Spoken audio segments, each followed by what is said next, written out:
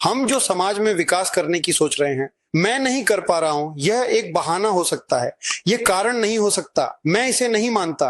अगर ईमानदारी से कोशिश की जाए तो काम नहीं होगा, ऐसा हो ही नहीं सकता। ये मुझे धर्म ग्रंथों ने नहीं सिखाया है, ये मुझे इतिहास ने नहीं सिखाया है। 50 लड़के नहीं, चुप रहिए, 50 लड़के नहीं, उससे भी कम लड़कों को लेकर उन्होंने सोच लिया। पराधीन भारत में स्वतंत्र भारत का झंडा फहरा दिया, स्वतंत्र हो गया। इतने सारे उदाहरणों के बाद भी मेरा नकारात्मक रवैया है कि मैं यह नहीं कर पा रहा हूं, हम नहीं कर पाएंगे, हमारी लागत होगी। हमारा साहित्य और सांस्कृतिक धर्म ग्रंथ सर्वश्रेष्ठ धर्म ग्रंथ हैं। वहां भी कहा गया है कि सब कुछ किया जा सकता है। जीते जागते स्वतंत्रता आंदोलन में यह दिखा दिया गया कि अगर ईमानदारी से इच्छा हो और नियत साफ हो तो स्वतंत्रता मिल सकती है। तो फिर यह क्यों नहीं होगा? ये मेरे दिमाग में एक बार भी नहीं आता कि ये नहीं होगा।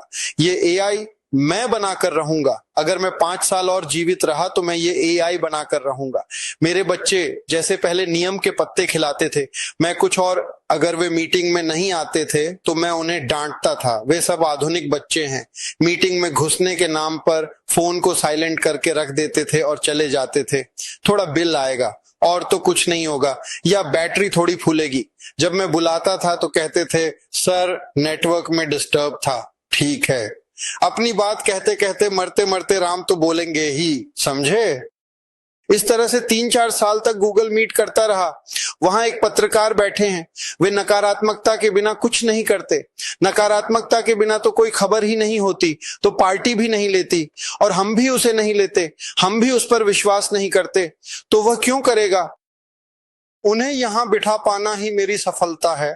बहुत से पत्रकार आए थे, वे आएंगे ही। वे आए थे कि शायद कुछ मिल जाए।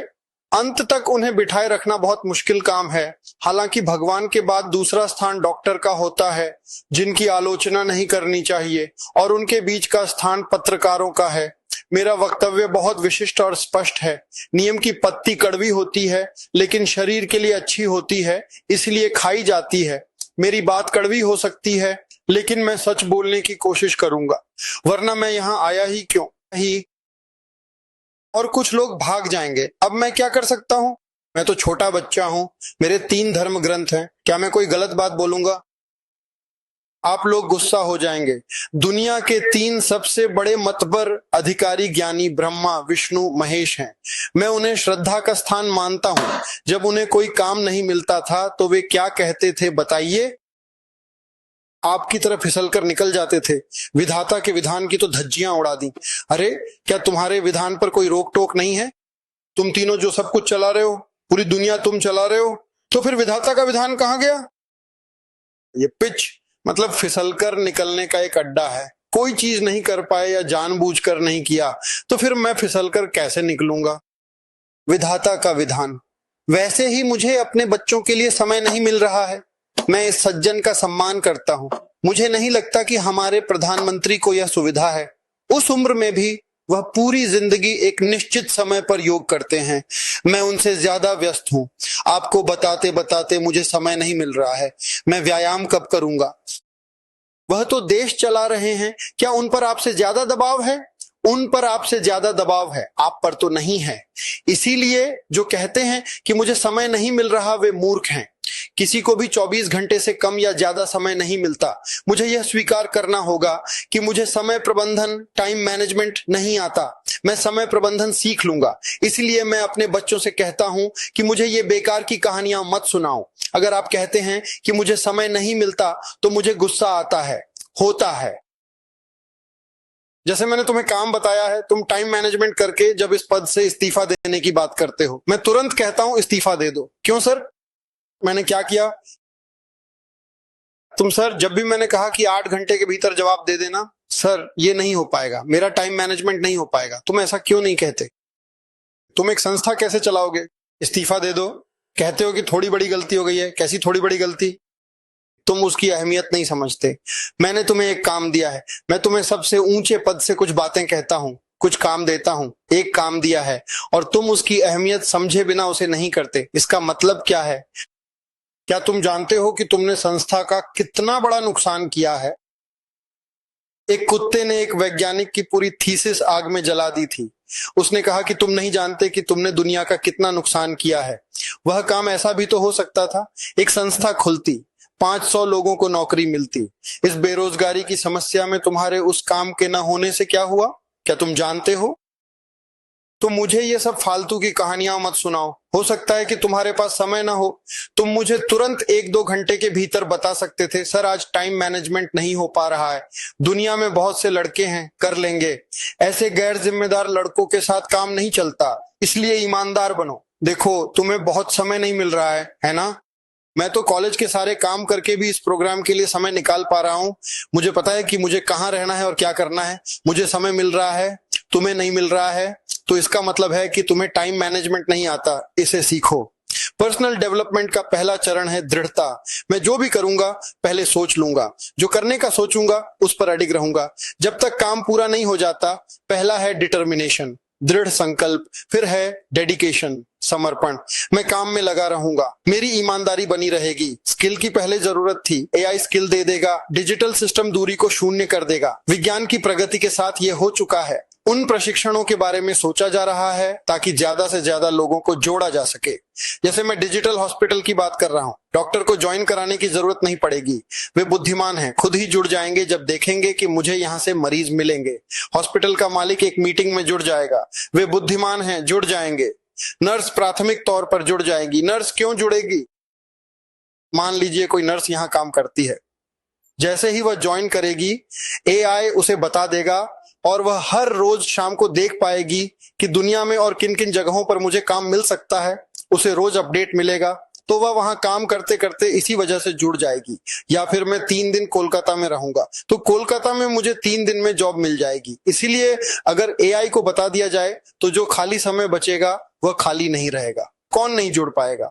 गांव के उस व्यक्ति को नहीं जोड़ा जा सकता, वह तो तकनीक नहीं समझता। उसके लिए एआई माँ है, क्योंकि उसे जोड़ना जरूरी है। यही एआई माँ कॉन्सेप्ट है, क्योंकि तभी सेवा लेने और देने वालों के बीच तालमेल बैठ पाएगा। वरना तो देने वालों का तालमेल तो हो गया, लेकिन लेने वाला कोई नहीं है। सब बाहर चले जाएंगे, कोई अंदर नहीं रहेगा। लेकिन यह तालमेल एआई माँ ला सकती है। दुर्गापुर में जिन लोगों के बच्चे बाहर रहते हैं और वे खुद मानसिक रूप से थोड़े, कोई भी बच्चा बाहर रहे तो माँ बाप खुश नहीं रहते। आप बस 3 साल का समय दीजिए, बच्चा वापस आ जाएगा, औद्योगिक माहौल तैयार हो जाएगा। यहाँ स्कोप है, जमीन है, बुनियादी ढांचा है। थोड़ी ईमानदारी और सकारात्मक नजरिया बन जाए तो यहाँ काम करना बहुत आसान है। दूसरी जगहों पर बटाईदारी है, फलाना है, ढिमकाना है, जगह नहीं है, जमीन नहीं है। दूसरी जगहों पर कुशल लोग नहीं है, दूसरी जगहों पर बुनियादी ढांचा नहीं है, दूसरी जगहों पर व्यवस्था नहीं है। यहाँ सब कुछ है, यहाँ तक कि एयरपोर्ट भी बन गया है, तो यहाँ विकास करना सबसे आसान है। ये मेरे लिए लक्ष्य पाखिर चोखी है। पहले एक दिक्कत थी, यहाँ से कुछ कहते थे तो दिल्ली नहीं करती थी, दिल्ली से कुछ कहते थे तो यहाँ नहीं होता था। एक समस्या थी, वह मजबूरी अब खत्म हो गई है। तो अगर हम सब मिलकर लगें तो हम कर सकते हैं। आप लोगों से अनुरोध है, ऑफिस है, ग्रुप्स में जुड़ जाइए, एक तारीख तय कीजिए। आप लोग बताइए। मैं 15, 20, 25 दिनों के भीतर ही एक और सभा करना चाहता हूं, क्योंकि यहाँ के लोगों में जागरूकता लाकर मैं इसे सबसे पहले एक मॉडल के रूप में या पायलट प्रोजेक्ट के तौर पर दुर्गापुर से शुरू करना चाहता हूं। देखिए, मैं क्यों ऐसा करना चाहता हूं। यहाँ शिक्षित समुदाय का वास है, बहुत सारे शिक्षित लोग हैं, बहुत सारा मैन पावर, कुशल शिक्षित लोग, और जिनके अंतरराष्ट्रीय संपर्क हैं, जो बाहर काम करते हैं, वे दुर्गापुर से ही हैं।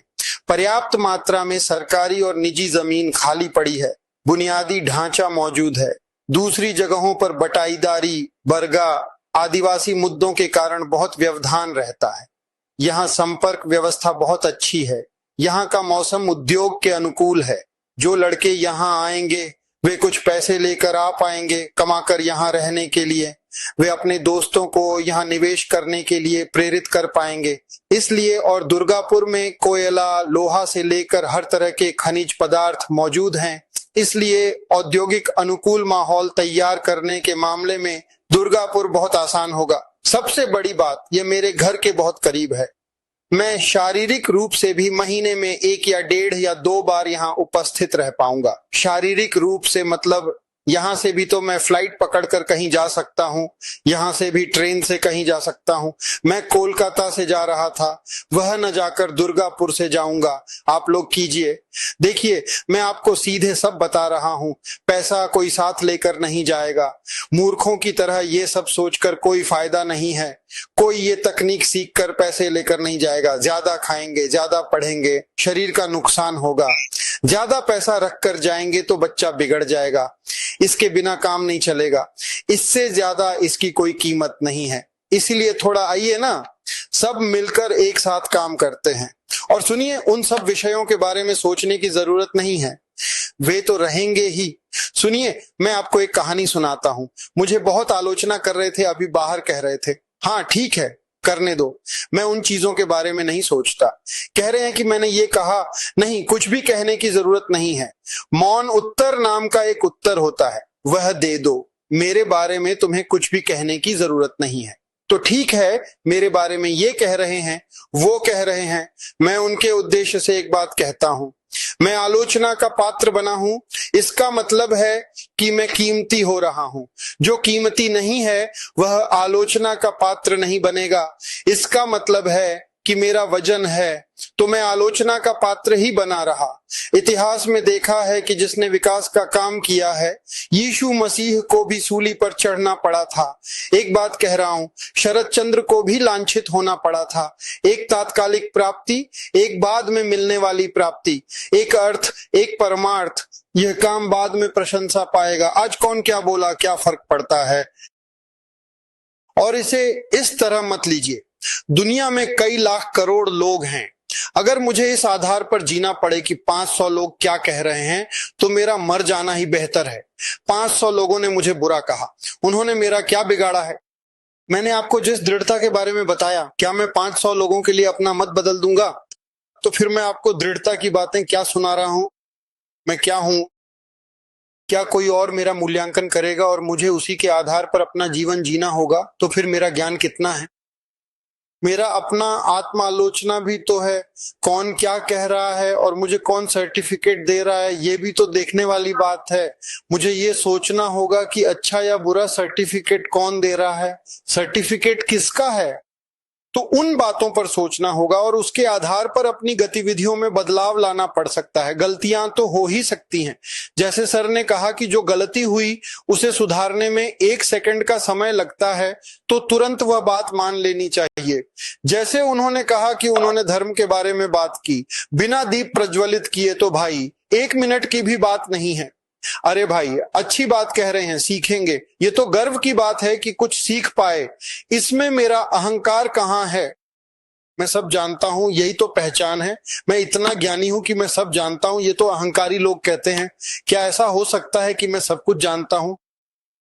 इसलिए अगर किसी ने मेरी गलती सुधारी है तो मैं गर्व महसूस करता हूं कि मैंने कुछ सीखा।